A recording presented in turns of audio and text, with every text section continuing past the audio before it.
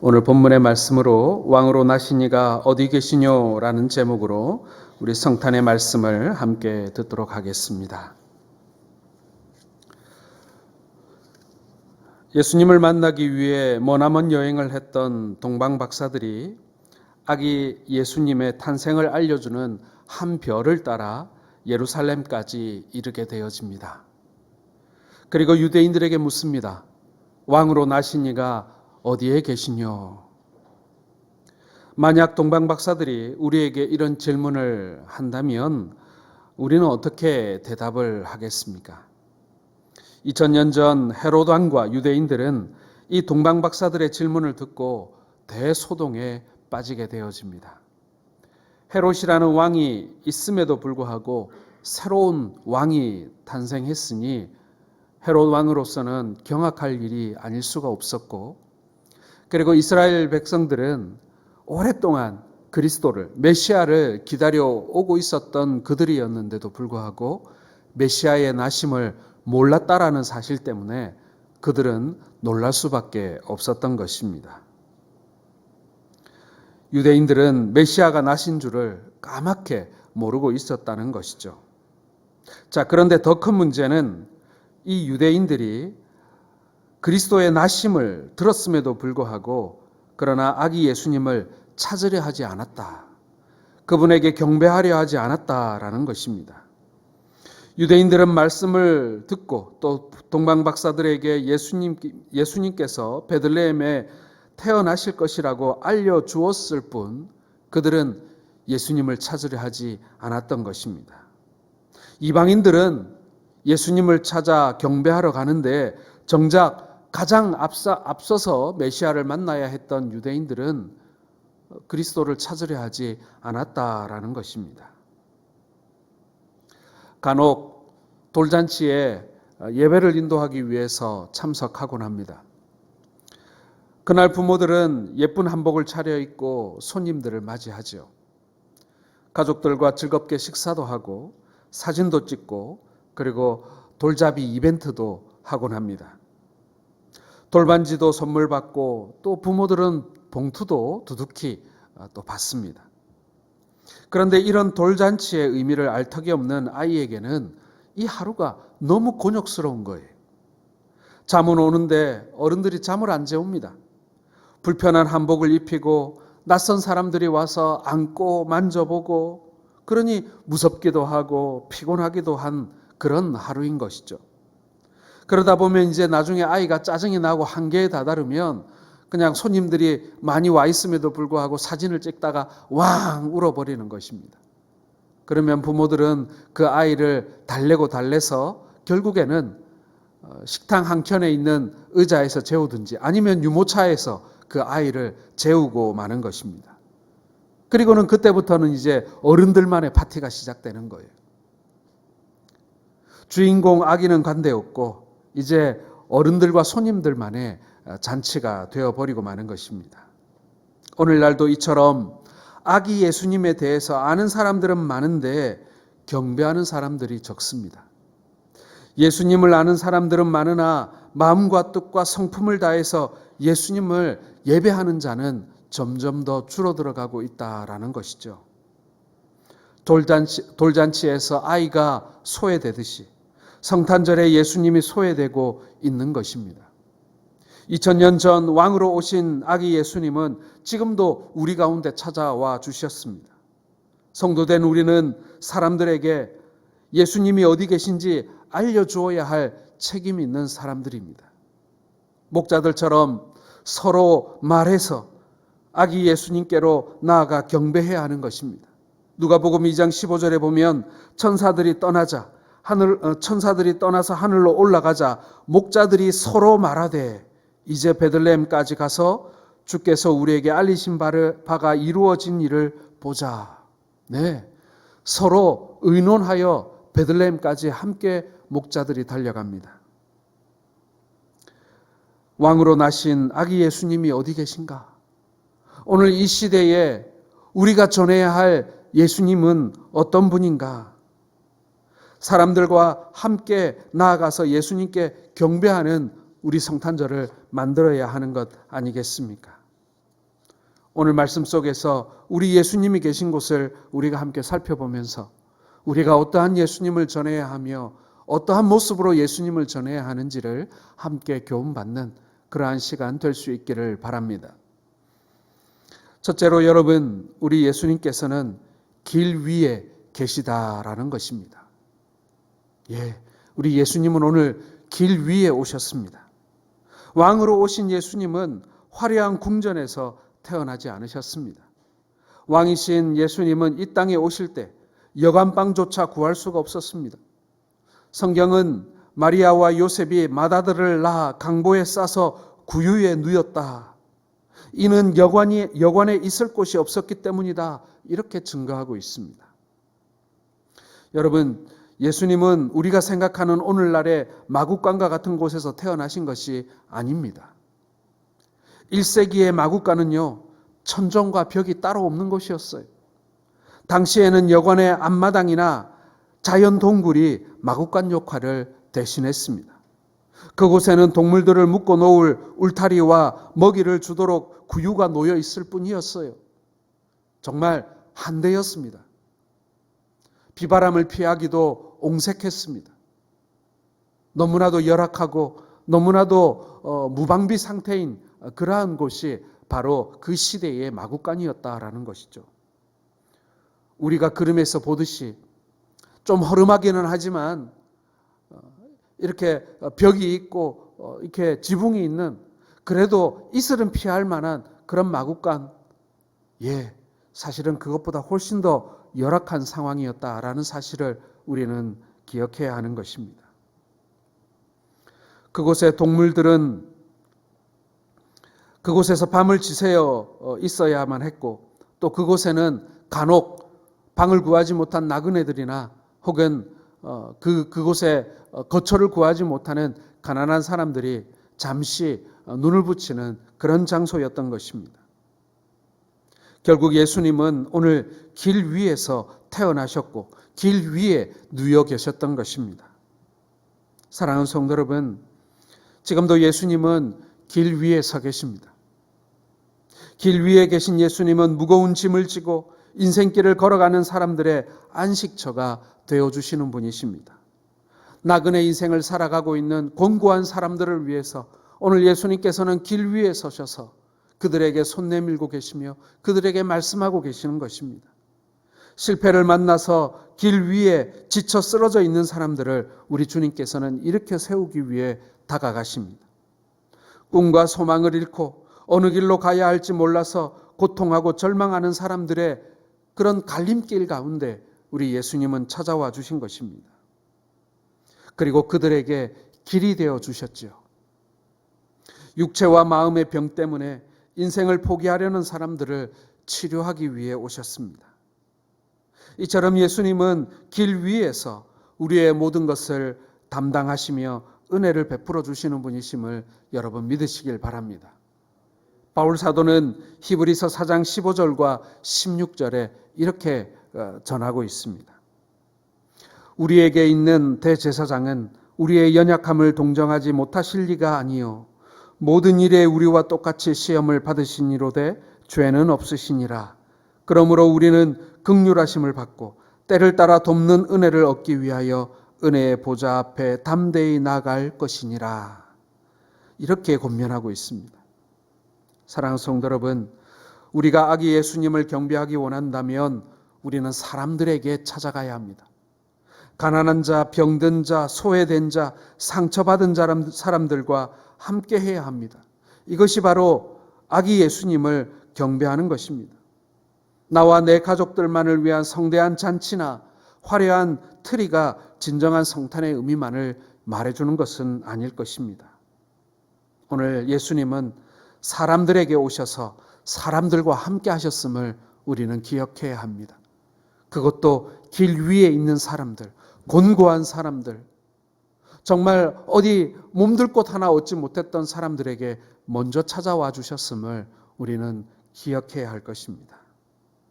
하나님이 우리와 함께 하시고 사람으로 낮아지신 것처럼 여러분, 우리도 낮아지고 그리고 우리도 낮은 곳으로 향하여 내려가서 그들에게 행복하고 즐거운 성탄을 만들어 주어야 하는 것 아니겠습니까? 올해는 코로나 때문에 우리가 할 수 있는 일들이 참 많지 않았다라는 생각을 하게 됩니다. 하지만 여러분, 우리 내년 성탄에는 우리가 누구라도 길 위에 있는 사람들을 찾아가는 그러한 성탄이 되었으면 좋겠습니다. 많이 못 가져가면 어떻습니까? 우리가 마련할 수 있는 작은 것이라도 들고 길 위에 있는 공고한 사람들에게 우리 예수님이 그들에게 찾아가 나셨던 것처럼 우리도 한번 찾아갔으면 좋겠습니다. 청년들은 청년들대로, 여전도의 회원들은 여전도의 회원들대로 한 해 동안 우리가 어디를 찾아가서 어떠한 길 위에 있는 사람들을 우리가 만날 수 있을지 우리가 좀 궁리를 해봤으면 좋겠습니다. 그래서 성탄을 맞이해서 우리가 작은 것이라도 그들에게 좀 나누어 주고 그렇게 베풀어 주는 그런 성탄을 우리가 준비를 했으면 좋겠다라는 생각이 듭니다. 장애우들을 찾아갈 수도 있겠죠. 환자들을 찾아갈 수도 있을 것입니다. 혼자 된 어르신들을 찾아가는 것도 분명 의미 있는 일일 것입니다. 우리가 이 성탄에, 이 추운 계절에 길 위에서 열심히 걷고 있는, 그리고 어려움에 처해 있는 사람들을 찾아가는 것, 그것이 바로 길 위에 나신 예수님을 만나는 길이 아니겠습니까? 두 번째로 여러분, 말씀 속에 오신 아기 예수님을 우리는 만나야 하는 것입니다. 자, 왕으로 나신 아기 예수님을 경배하기 위해서는 우리는 말씀 앞에 나와야 합니다. 말씀을 모르면 왕이신 예수님을 만날 길이 없다는 거예요. 동방박사들도 예수님께 나아가기 위해서 말씀을 들어야만 했습니다. 오늘 성경을 보면 동방박사들은 별을 따라 유대 땅 예루살렘까지 왔습니다. 그런데 문제는 예루살렘에 이르니 갑자기 별이 안 보이더라는 것입니다. 별이 사라진 것입니다.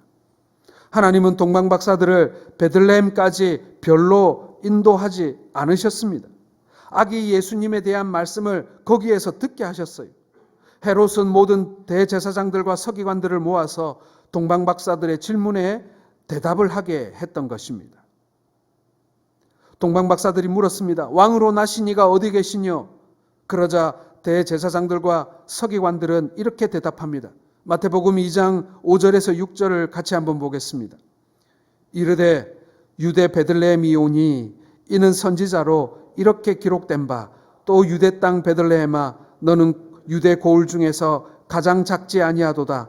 내게서 한 다스리는 자가 나와서 내 백성 이스라엘의 목자가 되리라 하였음이니이다.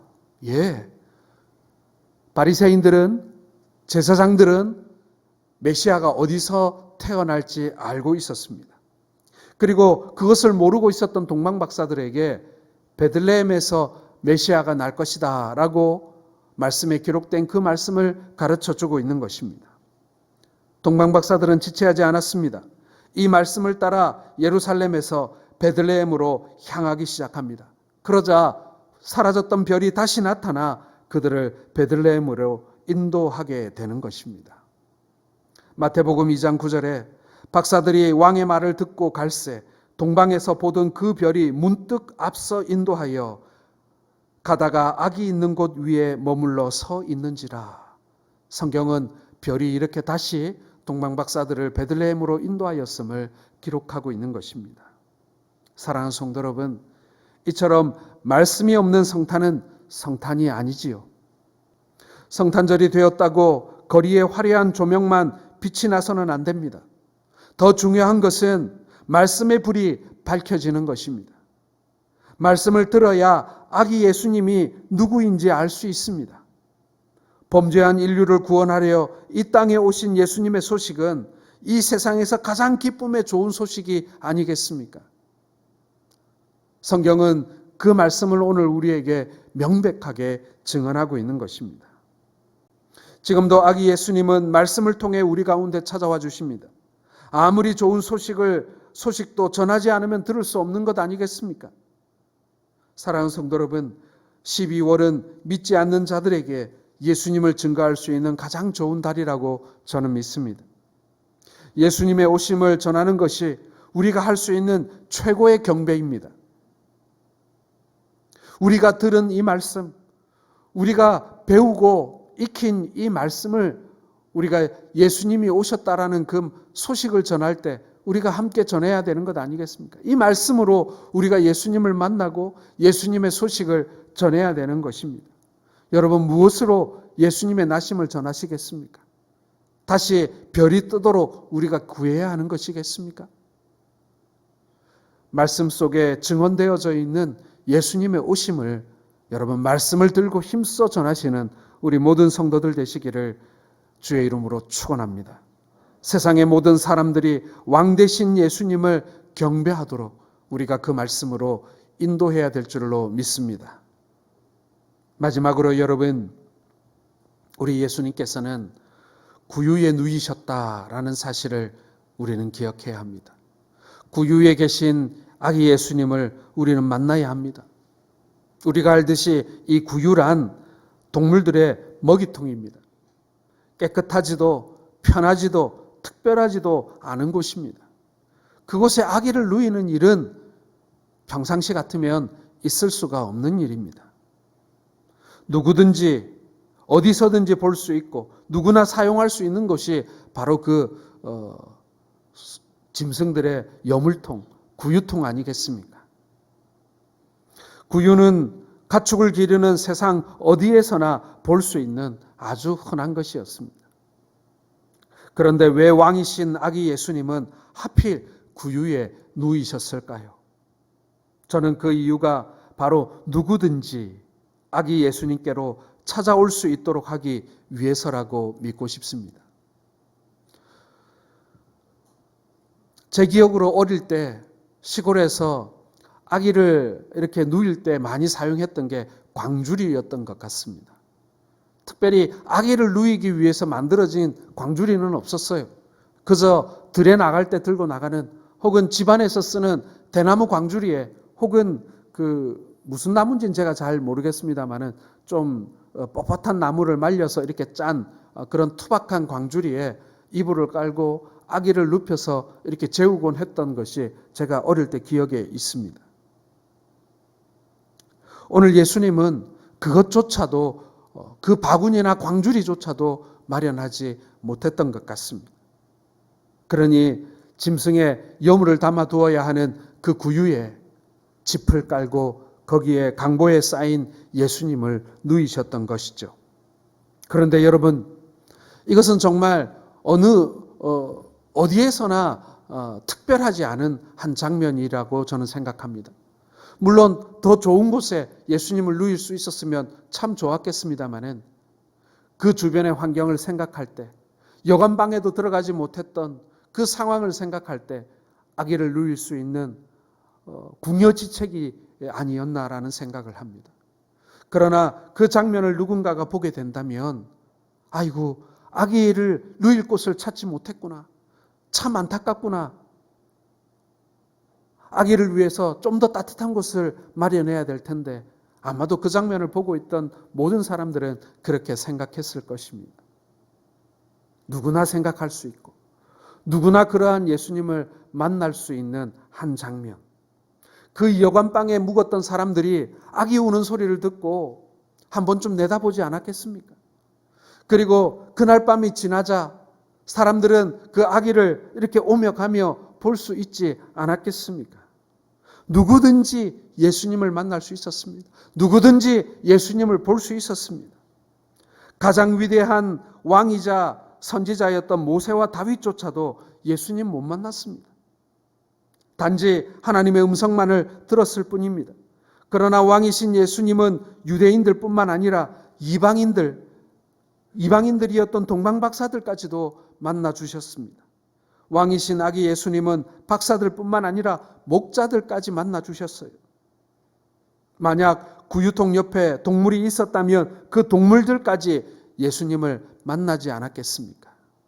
사랑하는 성도 여러분, 누구나 만나기 위해서, 허물없이 만나기 위해서 예수님께서는 정말 가장 낮은 자리로 오셔서 사람들을 만나 주신 거예요. 스코틀랜드에 가게 되면 음식을 먹거나 차를 마시거나 술을 마시기 위한 펍이라고 하는 그런 선술집이 호텔마다 있습니다. 지금도 있어요.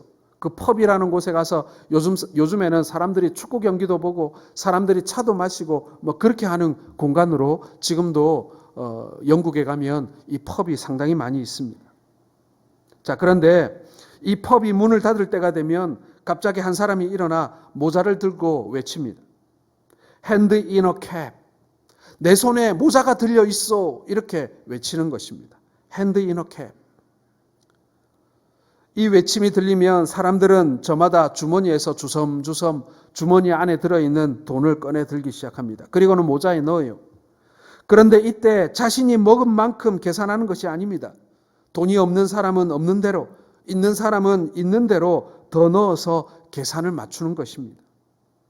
스코틀랜드 사람들은 소득에 따라 차별적으로 돈을 내는 것이 공평하다고 생각을 했고, 이와 같은 문화로부터 hand in a cap이라는 말에서 핸디캡이라는 말이 시작되게 된 것입니다. 핸디캡이 무엇입니까, 여러분? 불리한 사람들이 불리하지 않도록, 유리한 사람들이 계속 유리함을 독식하지 않도록 만든 것이 핸디캡이라는 제도입니다. 이것은 이 경마에도 이 말로 경주를 하는 데에도 적용이 되어지게 됩니다. 말들이 경주를 하는데 한 마리 말이 너무 잘 달려가지고 계속 우승을 하는 거예요. 그런 말이 생기게 되면 그 말에게는 핸디캡을 적용하게 됩니다. 무거운 추를 가방에 넣어서 그 말에게 얹어주는 거예요. 그래서 빨리 못 달리도록 그 말에다가 핸디캡을 적용하는 것입니다. 여러분, 이게 공평한 일입니까? 잘 달려서 계속 1등하면 계속 1등하게 해야지. 똑같은 조건에서 달려서 잘 달리면 계속 우승하는 거죠. 그런데 말입니다. 그렇게 계속 우승하는 말이 계속 우승만 하면 재미가 없잖아요. 느린 말들에게 기회가 돌아가지 않잖아요. 그래서 핸디캡이라고 하는 제도를 만들어서 그 말이 혼자 우승을 독식하지 못하도록 만들어 버립니다. 그리고 그 당시에 말의 주인들도 이 사실을 받아들여 아무 불평 없이 그러한 룰을 받아들입니다. 지금도 마찬가지예요. 사랑하는 성도 여러분, 하나님이 낮은 자를 쓰시는 이유는 낮은 자의 핸디캡으로 인해서 하나님의 전능하심을 세상에 보이기 위함입니다. 여러분, 오늘 예수님은요, 핸디캡을 가지고 이 땅 가운데 오셨어요. 왕이신데 왕궁에서 태어나지 않으셨어요. 마구간에서 태어나셨어요. 사랑받고 보호받아야 할 아기인데 누일 곳이 없어서 구유에 누우셨습니다. 찬바람을 피할 길이 없었어요. 제대로 씻기우지도 못했습니다. 여러분, 예수님만큼 큰 핸디캡을 가지고 이 땅 가운데 태어난 사람이 있을까요? 오늘 예수님이 이러한 핸디캡을 가지고 이 땅 가운데 오신 이유가 무엇이겠습니까?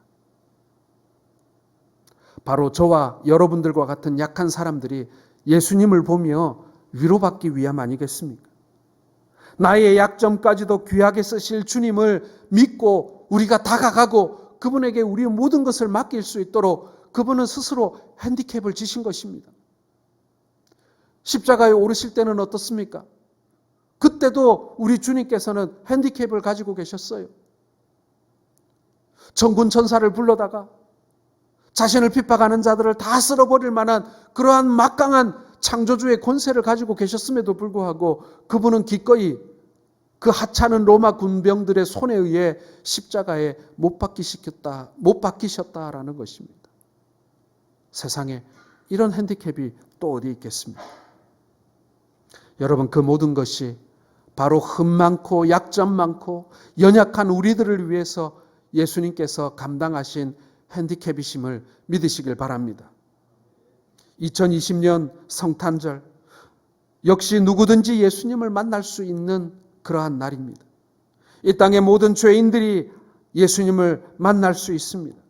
예수님은 누가복음 5장 32절에 내가 의인을 부르러 온 것이 아니요 죄인을 불러 회개시키러 왔노라 라고 말씀하셨습니다. 아니, 죄인들을 불러다가 회개시키면 그렇게 하시면 되는 것이지. 왕의 자리에 앉으셔서 이리 오너라 불러다가 그렇게 용서하시면 되실 일이지. 그런데 예수님은 죄인의 자리까지 내려오셔서 죄인들을 부르셨다라는 것입니다. 예수님은 바로 우리를 위해 오신 구주이신 것입니다. 누가복음 2장 11절에 오늘 다윗의 동네에 너희를 위하여 구주가 나셨으니 곧 그리스도 주시니라. 네, 여러분, 예수님이 오신 이유는 누구 때문이 아니라 바로 우리 때문임을, 나 때문임을 믿으시길 바랍니다. 예수님은 지금도 구유에 누워 우리를 초청하고 계십니다. 아기 예수님께 나아가면 세상이 줄 수 없는 평안과 영광을 맛보게 될 줄로 믿습니다. 구유에 누운 예수님께 함께 나갈 수 있기를 바랍니다.